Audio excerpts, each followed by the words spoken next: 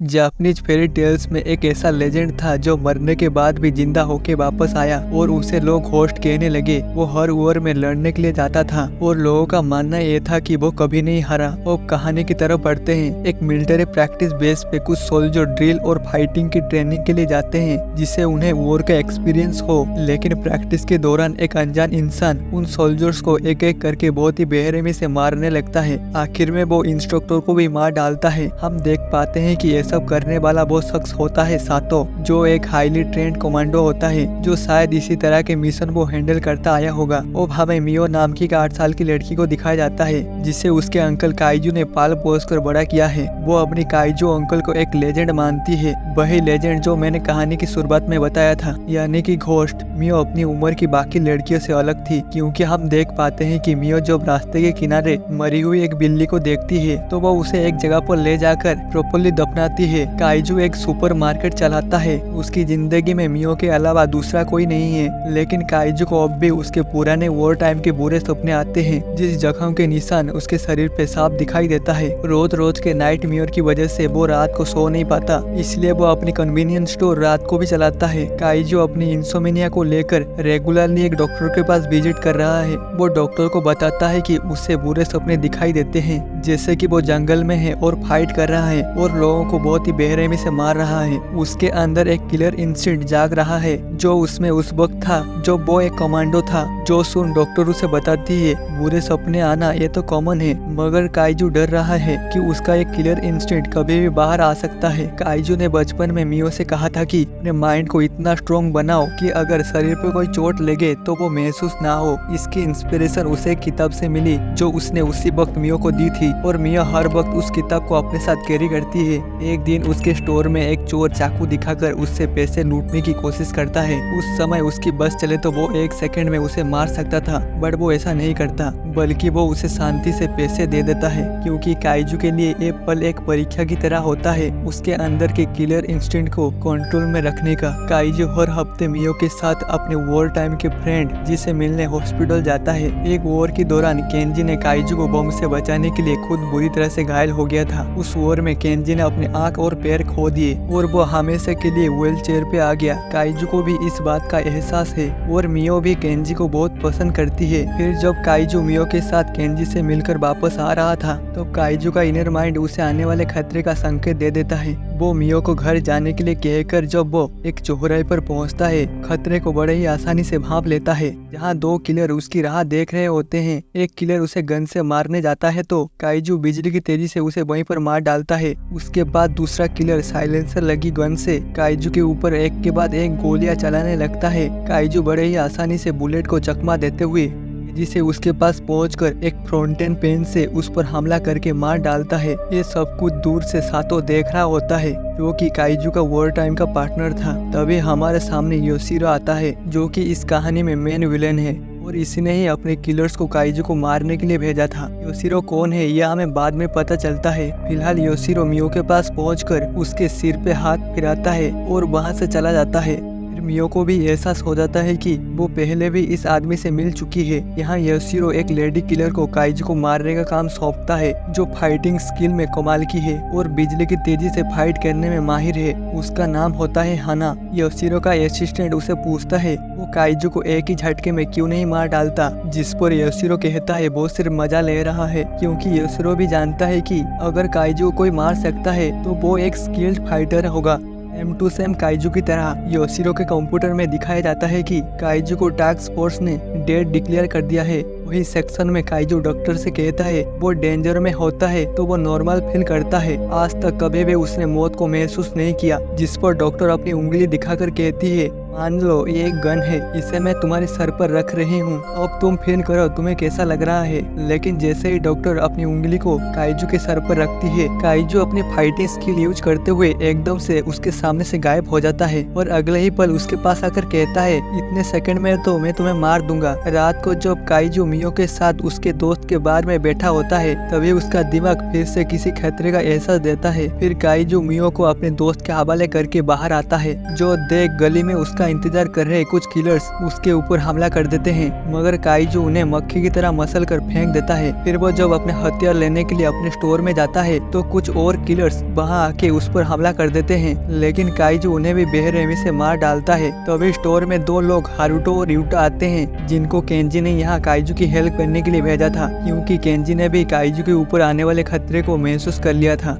लेकिन काइजू उन्हें कहता है उसे किसी की मदद नहीं चाहिए। और जब हारुतो और यूटा वापस आते हैं, जो देख केंजी उन पर गुस्सा करता है। उसके बाद हम देखते हैं कि काइजू जब फोन बूथ में खड़ा होता है तब हाना वहां पहुंचकर काइजू को मारने की कोशिश करती है, लेकिन वो भूल चुकी थी कि वो जिसको मारने के लिए आई है वो कोई एरा गैरा फाइटर नहीं बल्कि एक लेजेंड है। काइजू उसे भी ओवर करके मार डालता है। और यहाँ से काइजू केंजी से मिलने के लिए जाता है। केंजी काइजू से कहता है वो हारुतो और यूटा की हेल्प ले ले, लेकिन काइजू उन्हें कहता है उसे किसी की मदद नहीं चाहिए। जो सुन फिर केंजी कहता है वो अपने मिशन में उसे भी शामिल करे, लेकिन काइजू उसे भी मना कर देता है। हारुतो और यूटा की बातों से पता चलता है कि योशिरो काइजू का बॉस था और काइजू ने उसे 3 साल पहले छोड़ दिया था, क्योंकि योशिरो इंटरनेशनल क्राइम में इन्वॉल्व हो गया था, जो छोटे बच्चों की ब्रेन वॉश करके उन्हें ब्रूटल किलर्स बनाता था। उन्हें इस तरह से मैनिपुलेट किया जाता था कि उनके दिमाग से डर और दर्द की फीलिंग्स निकल जाती थी और वो लोग एक रोबोट की तरह सिर्फ ऑर्डर को फॉलो करते हैं। यही बातें काइजू को पसंद नहीं थी, इसलिए उसने योशिरो की टीम छोड़ दिया था। योशिरो ने उसे मारने के लिए उस पर बॉम्ब ब्लास्ट करवाया, जिसमें काइजू ने डेड होने का नाटक किया। और 3 साल बाद जब योशिरो को पता चला कि काइजू जिंदा है तो अब वो काइजू से बदला लेना चाहता है।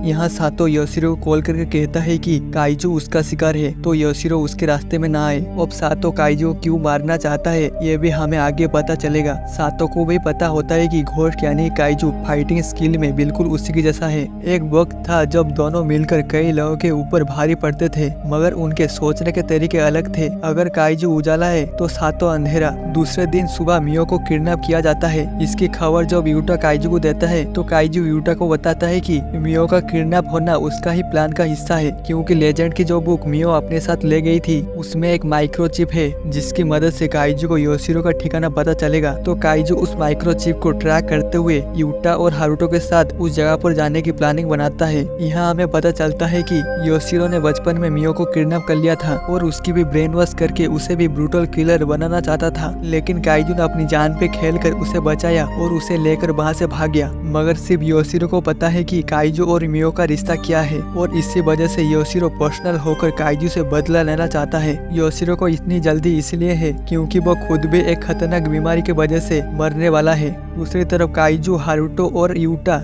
के ठिकाने तक पहुंच चुके थे, लेकिन यहाँ पर काफी ज्यादा सोल्जर्स होते हैं। काइजू उनसे मुकाबला करने की प्लानिंग बनाता है, जिसके बाद तीनों मिशन पर निकल पड़ते हैं। यहाँ एक जबरदस्त फाइट शुरू होती है जो काफी देर तक चलती है। काइजू अपनी कॉम्बैट स्किल की मदद से योशिरो के फाइटर्स को मारते हुए आगे बढ़ता है। फाइट में सातो भी पहुंचकर योशिरो के सोल्जर्स को मारने लगता है, क्योंकि उसका मेन टारगेट होता है काइजू। फाइट के दौरान हारुतो के सामना एक लेडी किलर से होता है, जो धोखे से हारुतो के ऊपर हमला करके उसे ब्रूटली मार डालती है। इसके बाद वो जब काइजू के सामने आती है तो काइजू उसे बहुत ही बुरी तरह से पीटता है। फिर बैटगर्ल अपने बॉडी पे लगे हुए बम दिखाती है और उसी बम से काइजू को मारने की कोशिश करती है, लेकिन काइजू बड़े ही सफाई से उस बम की वायर कट कर देता है। फिर वो उसे भी उसकी कर्मों का फल दे देता है। उसके बाद काइजू अपने स्पेशल वेपन निकालकर उन सोल्जर्स को चुन चुन के मारने लगता है। तभी वो वहाँ सातो को अपने आसपास महसूस करता है। अब हमें यहाँ पता चलता है कि सातो क्यों काइजू को मारना चाहता है। दरअसल बच्चों को बचाने के लिए काइजू ने सातो का साथ छोड़ दिया। सातो के हिसाब से बच्चों को बचाना उसका मिशन नहीं था, लेकिन फिर भी काइजू बच्चों को बचाने के लिए सातो के खिलाफ हो गया और उसने उसका मिशन बीच में ही छोड़ के चला गया, जिसकी वजह से सातो काइजू को मारने का इरादा बना लिया। यहाँ योशिरो मियो को बताता है कि तुम्हें पता है मैंने काइजू का नाम घोस्ट क्यों रखा है। जापानीज फैंटेसी में एक रिबन घोस्ट का चैप्टर होता है, जिसमें एक लेजेंड मरने के बाद पुनर्जन्म से पैदा होता है और उसे लोग घोस्ट कहने लगे। उस घोस्ट ने बहुत ही वॉर्स में हिस्सा लिया और उन वॉर्स में जीत भी हासिल की। वो बिजली के रफ्तार से फाइट करता था, बिल्कुल वैसा ही जैसा काइजू करता है। काइजू बिल्कुल उस घोस्ट लेजेंड की तरह बैटल फील्ड में फाइट करता है।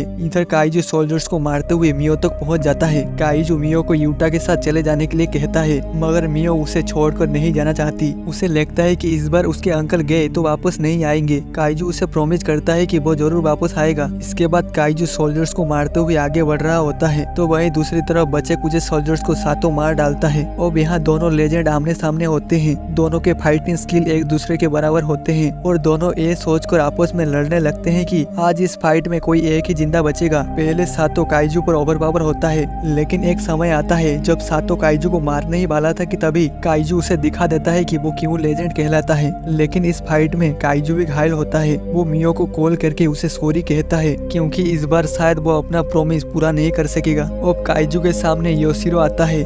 योशिरो वही है जिसने काइजू को ये सब स्किल सिखाया और उसे एक ब्रूटल किलर बनाया। लेकिन इस समय दोनों बहुत ही ज्यादा वीक होते हैं। योशिरो काइजू से कहता है कि अब तुम घोस्ट नहीं रहे, तुम सिर्फ एक इंसान का साया हो जिसके मरने के बाद कोई याद नहीं रखेगा। जिसके जवाब में काइजू कहता है तुमने मुझे यहाँ पर खींच के नहीं लाया बल्कि मैंने तुम्हें ढूंढ निकाला है। यहाँ योशिरो अपने आवाज के जरिए काइजू को हिप्नोटाइज करने की कोशिश करता है। योशिरो के बातों से हमें पता चलता है कि उसने मियो को इसलिए बचाया क्योंकि मियो काइजू की बेटी है और योशिरो मियो को काइजू खून बताता है, जिसके लिए काइजू सबके खिलाफ हो गया। यहाँ काइजू हिप्नोटाइज होता है और योशिरो उस पर चाकू से हमला करता। इससे पहले काइजू अपने सेंस में आ जाता है और वो एक ही झटके में योशिरो का गला काट देता है। मगर योशिरो ने भी काइजू का गला काट दिया था, जिसके चलते काइजू 4 कदम चल के नीचे गिर जाता है और वो मियो को याद करते हुए कहता है सॉरी, आज तुम्हारा अंकल सोने का नाटक नहीं कर सकता क्योंकि आज वो हमेशा के लिए सोने वाले हैं। काइजू इस बात को सोचते रह जाता है कि आज तक उसने मियो के मुंह से पापा शब्द नहीं सुना। और मूवी के लास्ट सीन में हम देखते हैं कि वो ब्यूटा मियो का ख्याल रखने लगता है और मियो काइजू की दी हुई बुक एक जगह पर दफना देती है क्योंकि उस बुक में उसके पापा की पूरी लेजेंडरी स्टोरी थी। हर किसी को अपनी जिंदगी में एक लेजेंड की जरूरत होती है जो उनकी दुनिया बदल सके। तभी हमें दूर खड़ा काइजू नजर आता है। या काइजू सच में लेजेंड घोस्ट बन के वापस आया था। इसी के साथ ये मूवी खत्म हो जाती है।